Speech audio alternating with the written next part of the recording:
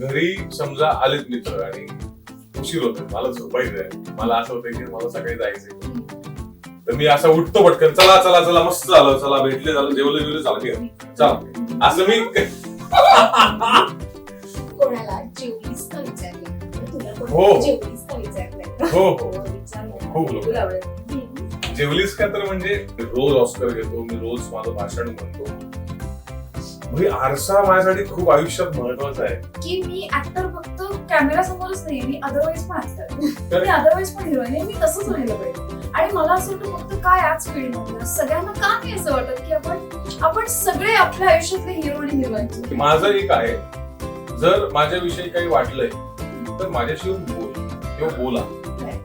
माझ्या पश्चात जर तुम्ही तोंड फुगून बसले असाल तर मी 50 नाही 108 वेळा तुमच्या बोकांडी येऊन विचारेन की माझं काय आहे काय, माझं काय चुकलंय. एक लहान बाळ हा, मी मारेन समोरच्याला. येस, माझ्याकडे अजून एक गेम आहे आणि आता मालिकेमध्ये असं लवी डवी सुरू आहे, तुमच्याकडे असं म्हणजे साखेच्या वेळेस नवी नवी लग्न झालंय. सो माझ्याकडे त्या रिलेटेड काही प्रश्न आहेत आता. तर मला तुम्ही सांगायचंय की तुम्ही खऱ्या आयुष्यामध्ये कोणत्या कॅटेगरीमध्ये आहात. ठीक आहे, ओके. सो मला सांगा की कधी कोणासाठी तरी तयार होऊन गेलाय किंवा तुमच्यासाठी कोणीतरी तयार होऊन गेलंय आणि तुम्ही समजा गेलाय तर ती व्यक्ती आलीच नाही, असं कधी झालंय? आणि तुमच्यासाठी कोणीतरी आलंय तर तुमच्याकडून इग्नोर केलं गेलं त्या व्यक्तीला, असं झालंय कधी? तुम्ही कोणत्या कॅटेगरी म्हटल्या?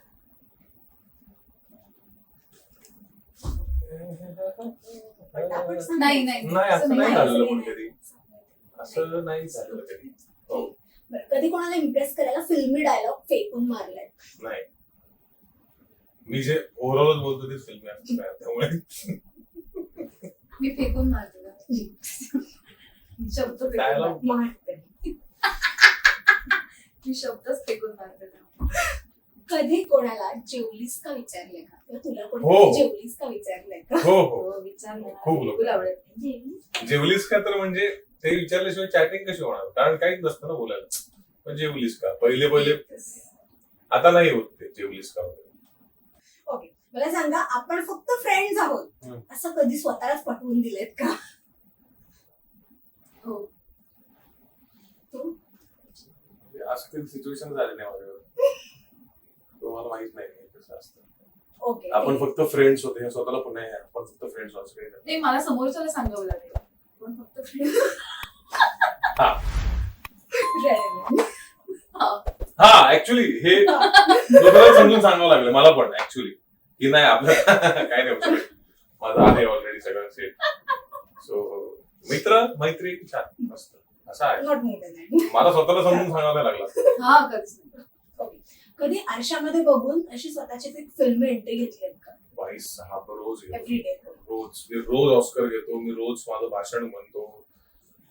म्हणजे आरसा माझ्यासाठी खूप आयुष्यात महत्वाचा आहे, खूप महत्वाचं आहे. लोक म्हणतात आरशाच्या प्रेमात, आपण खरं तर आरशाच्या नसतो प्रेमात, आपण स्वतःच्या प्रेमात म्हणण्यापेक्षा ना, आरशात जेव्हा आपण पाहतो ना तेव्हा खरं कळतं तुमचं काय चाललंय. तुमच्या डोळ्यात तुम्हालाच दिसायला पाहिजे की तुमचं काय चाललंय, तुम्ही कुठं चुकताय.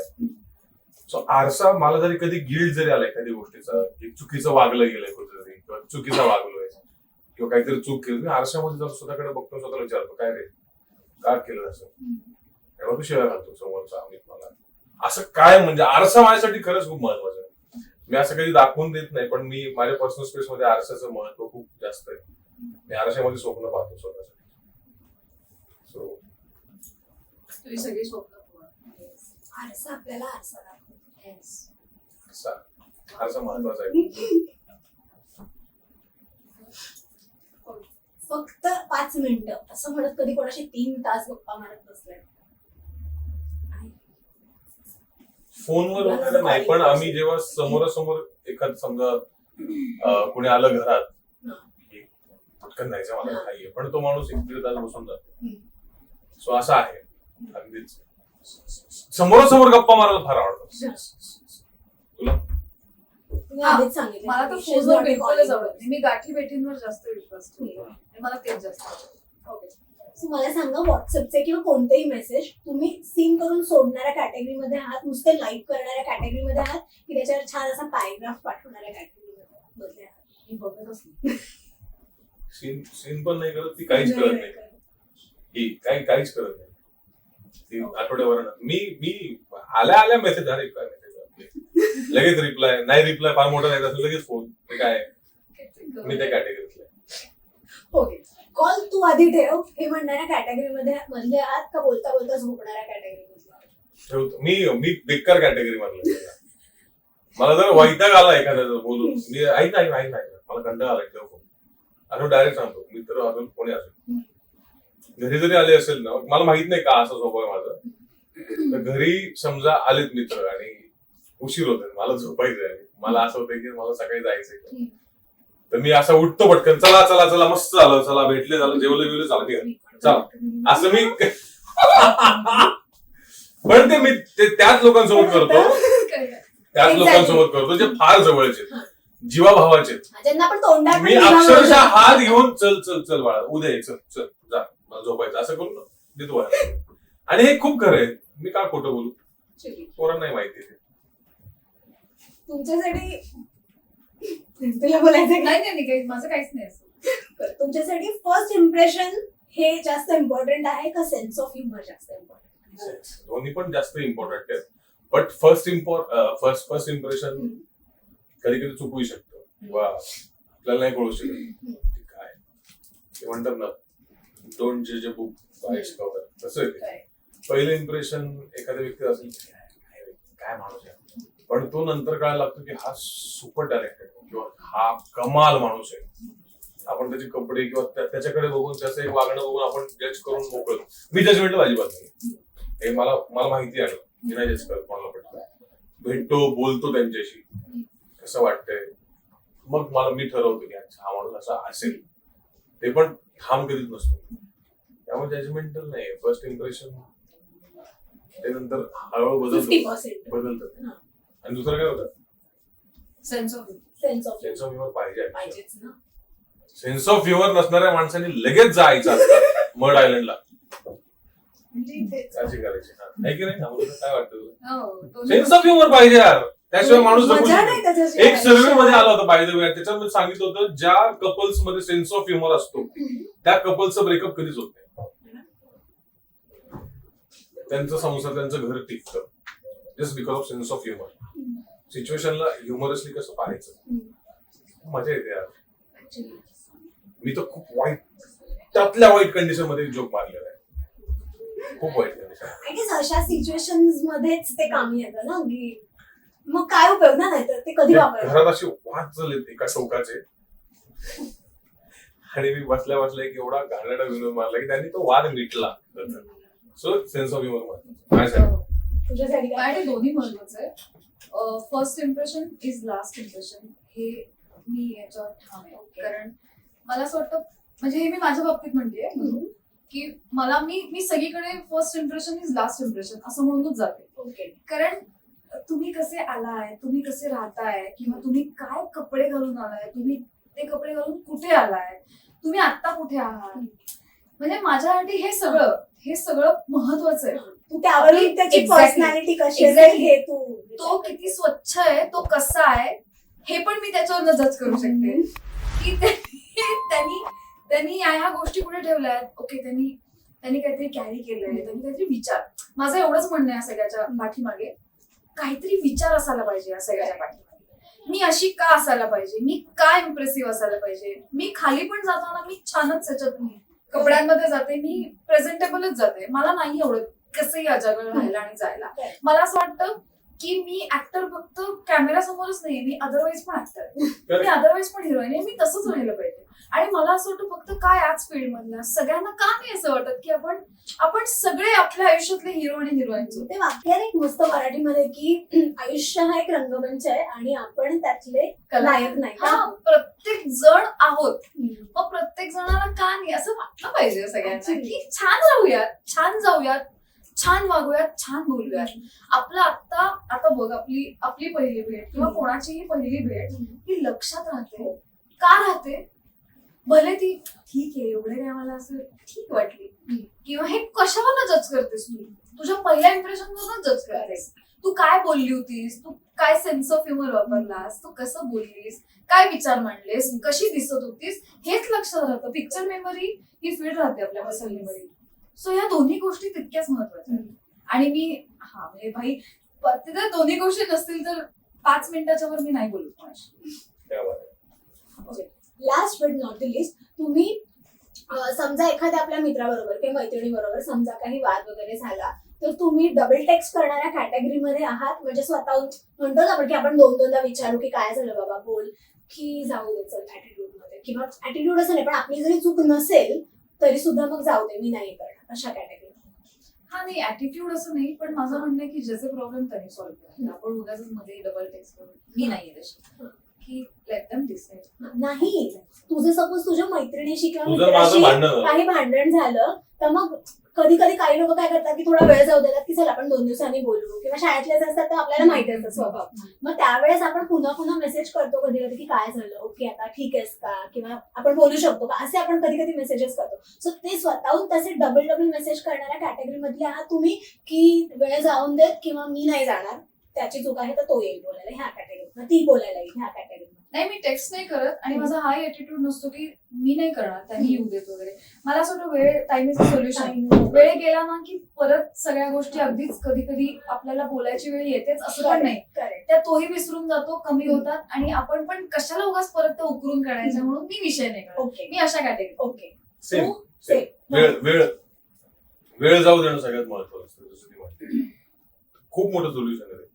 काय असतं ना, ज्या वेळेस त्या गोष्टी खटकतात तेव्हा ना त्याच्या डोक्यात एक काहीतरी गोष्ट असते, आपल्या डोक्यात एक गोष्ट असते आणि आपण शब्द वाढवतो आणि आपण मग वर्स्ट लेवलला जातो. त्यापेक्षा ते थांबवून वेळ द्या, त्याला त्याचं रिअलाइज होते, याला याचं रिअलाइज होते. एका पॉइंटला ते येऊन म्हणतात की चल सोडलं, ते बेस्ट आहे.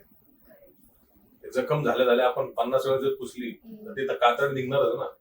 त्यापेक्षा त्याला हळद लाव, क्रीम लाव, कापूस वगैरे लावून ठेवलं झालं, खपली निघाली की हळूहळू बरोबर नवीन स्किन येते. तसं आहे.